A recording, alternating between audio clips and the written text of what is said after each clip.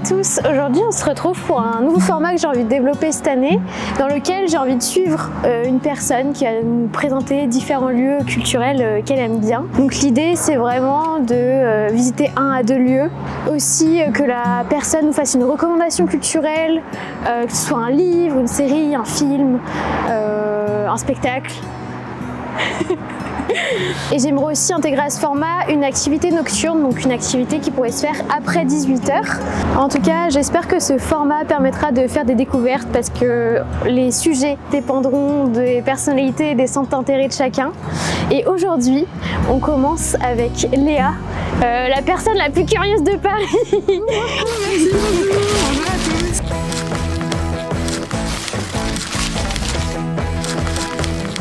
Est-ce que tu peux nous dire, nous parler du premier lieu qu'on va visiter? Oui, alors j'ai sélectionné le musée Guimet, qui est le musée des arts asiatiques qui se trouve à l'arrêt de métro Iéna, et qui est un musée qui est peu connu, je trouve, comparé à d'autres musées parisiens, mais qui mérite tout autant de visibilité parce qu'il est très surprenant. J'adore l'art d'Asie. Et c'est vraiment Asie assez complète, Asie élargie, donc ça a du Japon, en Pakistan, Kyrgyzstan, enfin en Inde, il y a vraiment une diversité de pays. Et j'adore l'architecture de ce musée. Je trouve que les volumes mettent vraiment en valeur les œuvres. Alors ici on a mon œuvre préférée du musée, c'est une parure mortuaire, donc un linceul. Et j'adore cette œuvre parce que elle me laisse pas indifférente. Le mannequin, si je peux dire ça comme ça, il a l'air tellement apaisé. Et ça jure avec la matière grillagée. Et j'adore cette dichotomie entre le visage et le grillage, qui est très dur, très froid. Juste porté par ce que je ressens. Donc parfois je peux rien ressentir. Ça m'est arrivé d'être devant des œuvres incroyables et ne rien ressentir. Tout comme ça m'est arrivé d'être devant des œuvres plutôt banales et juste pleurer. Parce que je suis très sensible au syndrome de Stendhal. Bah en fait, ce qui compte, c'est ce que je ressens dans l'instant T, parce que quand tu regardes une œuvre, tu peux regarder une œuvre en photo, tu vois, c'est bien aussi, c'est possible, mais tu n'auras jamais la même émotion que quand tu la vois en vrai et que tu es confronté à elle. C'est ça que ça me fait à chaque fois. Parce que je sais pas, ça paraît débile, mais tu vois, quand je regarde les statues qu'on voit, je me dis, mais il y a des gens, il y a 2000 ans qui les ont touchées, qui les ont sculptées. Et il y a encore la trace de leur talent, de leurs doigts dessus, quoi. Et je suis en face d'eux et je me dis, waouh. C'est comme la dernière fois, j'étais au musée, c'était ici, et il y avait une sculpture de la Mésopotamie. La Mésopotamie, c'est le berceau en fait de l'humanité, on dit ça. Enfin, c'est une des premières civilisations humaines organisées ça, en Mésopotamie. Et c'était une sculpture de Gilgamesh, qui est le premier roi connu de l'humanité, enfin, dans une civilisation. Et il y avait cette sculpture, et j'ai pas pleuré, hein, mais j'étais tellement émue de voir ça, parce que c'est un des premiers joyaux de l'humanité, il était devant moi, et je trouvais ça fou. Parce qu'au pire, enfin, nous, notre vie, on est une fourmi dans l'univers, mais les œuvres qu'on a, enfin, tout ça, tu vois, qui nous entoure là, actuellement, ça, c'est un ancrage. Ouais, ça témoigne aussi d'un moment de vie et tout. Ouais, et de l'histoire humaine. Et c'est un ancrage nécessaire. Et ça, c'est quelque chose que je trouve extrêmement important parce que pour moi, on peut pas savoir qui on est si on sait pas qu'est-ce qu'ils ont été avant nous. Enfin, je sais pas comment expliquer ça avec les bons mots sans paraître un peu, parce que tout le monde n'a pas accès à la culture, mais on peut avoir, tu vois, on peut toujours avoir accès à un peu de culture. Tu vois, tu as des livres, tu peux faire on voit pas mal de choses maintenant avec Internet. Mais c'est dur aussi de se forcer à ça. Mais je trouve ça tellement important. Mais même si je sais que ça plaît pas à tout le monde et que c'est pas grave, finalement. Oui. C'est pas grave.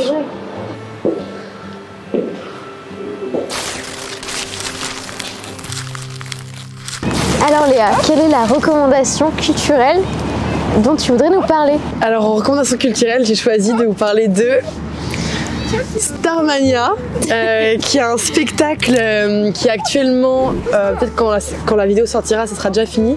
Mais actuellement, ils sont à Paris, à Scène Musicale. Et c'est un spectacle, un opéra rock, qui a été créé en 1978 par Luc Plamondon et Michel Berger et dont je suis complètement fan. Est-ce que tu peux du coup nous parler un peu plus de l'histoire, parce que je sais que tu es hyper documenté là-dessus. Est-ce que tu peux nous parler un peu de l'histoire du spectacle et pourquoi on en est arrivé à là aujourd'hui à une nouvelle version? Quelle a été son origine? Et aussi parler de certaines chansons. Je pense qu'il y a plein de gens qui connaissent juste pas Starmania alors qu'on connaît tous des chansons. Oui. Alors c'est vrai qu'on s'en rend pas forcément compte, mais je pense qu'on a tous déjà entendu des musiques de Starmania sans savoir que ça venait de Starmania. Je pense notamment au Monde des Stones ou encore le Blues du Businessman, J'aurais voulu être un artiste, ou alors SOS d'Intérieur en détresse, qui est très connu parce que Grégory Le Marchal l'a repris.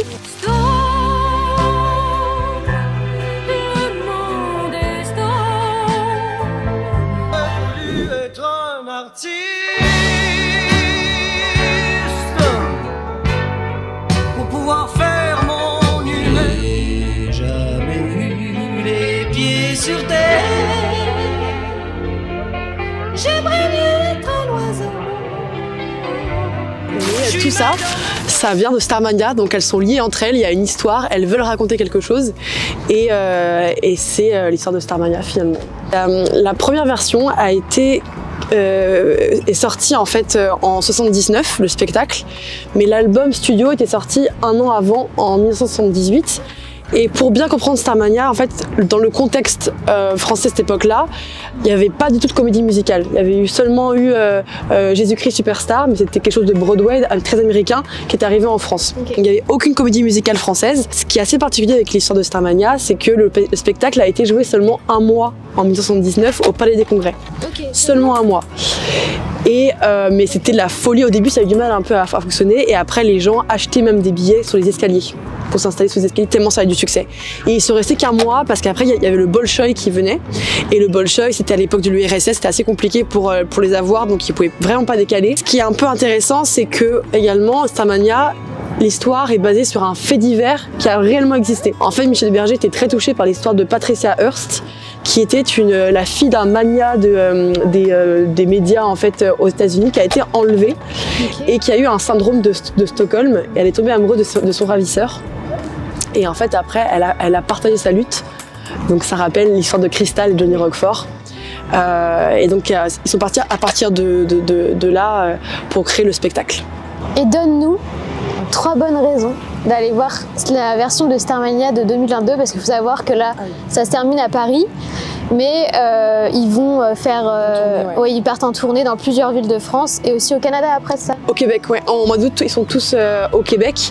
Donc là, c'est la 2e saison de tournée. Il y a déjà eu une tournée en 2022-2023 et là, c'est la tournée 2023-2024. 3 bonnes raisons. Alors déjà, c'est il y a quelque chose qui se passe avec le public quand les premières notes commencent. L'ouverture de Starmania est aussi assez connue. C'est une mélodie de Michel Berger. Et il y a un frisson qui moi, à chaque fois, me transcende. On sent les gens qui se crispent, qui s'asseyent dans leur siège. Il y a un courant électrique. Et voilà, c'est les portes de Monopolis qui s'ouvrent parce que la ville où se passe l'intrigue de Starmania s'appelle Monopolis. Et j'adore ce moment-là. Ensuite parce que c'est un des plus beaux spectacles qu'on a actuellement sur la scène française. Il a été très très récompensé, notamment au Molière et au Trophée de la comédie musicale. Donc c'est pas juste moi qui adore Starmania, c'est que vraiment les pairs sacrent Starmania parce que c'est une version qui est extrêmement bien réussie. C'est mis en scène par Thomas Joly, qui est le génie de la mise en scène actuellement pour le théâtre privé et public. Donc il met en scène notamment la cérémonie d'ouverture et de fermeture des JO de Paris 2024. Donc ça, c'est un réel génie. Et la 3e raison, parce que en fait, on peut tous se voir à travers Starmania. Je pense, c'est rare les personnes qui ne sont pas touchées par un personnage, que ce soit à l'instant T ou avant, on peut tous se retrouver dans un personnage, dans l'envie d'un personnage, la lutte d'un personnage. Et en fait, Starmania, ça raconte l'humanité.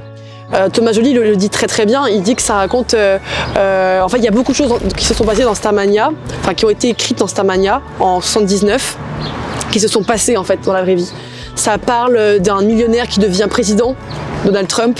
Ça parle d'une tour doré qui s'effondre autour de 2001. Ça parle des médias de masse à l'époque, dans les années 70. Il n'y avait pas BFM, il n'y avait pas CNews, il n'y avait pas tout ça.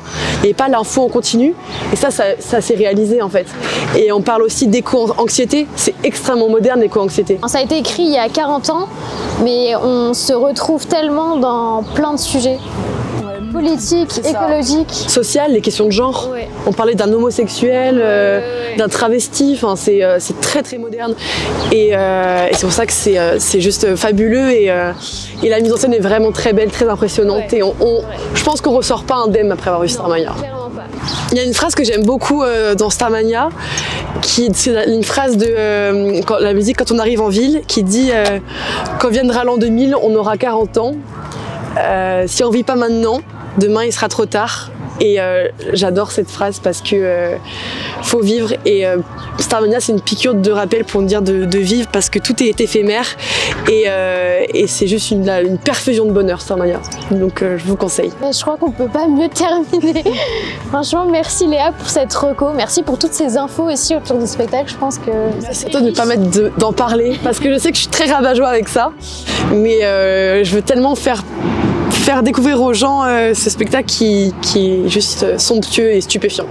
Bah, merci à toi.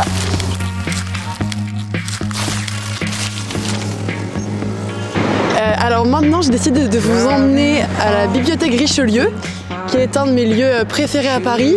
Il y a une coupole magnifique ainsi qu'un musée qui est très intéressant.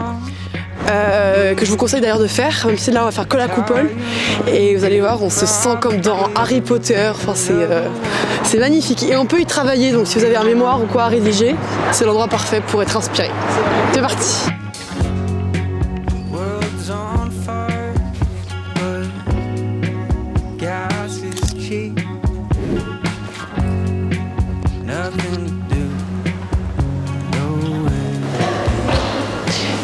J'aime trop aller dans les coursives. Il y a toujours des gens qui travaillent, des gens qui lisent. J'aime trop. Ouais, regarde. Je trouve ça génial. J'adore, c'est un livre sur les femmes et l'art. Moi, mon livre préféré de toute ma vie, c'est un livre qui est très court en plus, qui fait une 50aine de pages. C'est le joueur d'échecs de Stefan Zweig. Et en fait, ça raconte l'histoire d'un homme qui est prisonnier sur un bateau et qui arrive à voler un livre. Et il s'avère que c'est un manuel d'échecs. Et à partir de là, il va se passer quelque chose qui est vraiment formidable. Et en tout cas, ce livre, pour la faire simple, je l'ai fini. J'ai pleuré, j'ai été me coucher.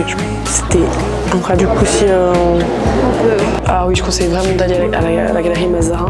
Bah, c'est ça. En fait, il y a ça. C'est un astrolabe, il me semble. Enfin, en tout cas, les globes sont magnifiques. Et puis le plafond est sublime. J'ai une passion plafond. Le plafond est vraiment très très beau. Et puis il y a des œuvres vraiment tout le long de la galerie. Et c'est sublime. Mais bon, comme beaucoup de choses à Paris, il y a des choses qui sont fermées en restauration. Mais bon, si vous y allez.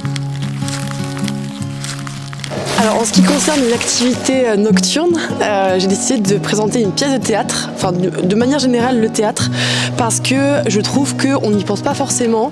On a l'impression que c'est un peu réservé à une certaine élite ou c'est pas quelque chose où on y va de nous-mêmes souvent, je trouve, en règle générale. Alors que c'est vraiment génial, c'est accessible à tous. Et pour cette vidéo, j'ai décidé de vous présenter au Théâtre du Palais Royal la pièce Edmond d'Alexis Michalik, qui a eu 5 Molières, c'est plus de 10 ans qu'elle est jouée, donc c'est vraiment une pièce très connue et il y a même un film qui est sur Netflix, mais évidemment allez voir la pièce parce que ça n'a rien à voir avec le film. Et ça raconte en fait l'histoire d'Edmond Rostand, qui est l'écrivain qui a écrit Cyrano de Bergerac. Et en fait, la pièce raconte toute la genèse du livre et on voit qu'en fait, c'était pas gagné du tout d'avance. C'est très drôle, c'est très émouvant, c'est très bien écrit et c'est Michalik, donc c'est forcément très bien. Dans la plupart des théâtres parisiens, notamment les théâtres publics, vous avez des places à 10 € pour les moins de 26 ans. Faut se renseigner sur les jours où l'offre est disponible. Certains c'est tout le temps, d'autres c'est pas. Comme le Théâtre du Palais Royal, c'est seulement les mardis, mercredis, jeudi. Il y a un site que je te passerai qui recense tous les théâtres, voilà, qui est vraiment génial. Retrouvé dans la barre d'infos. Qui est retrouvé dans la barre d'infos.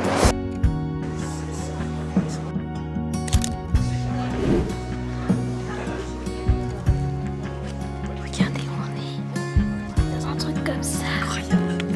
Catégorie 1. Catégorie.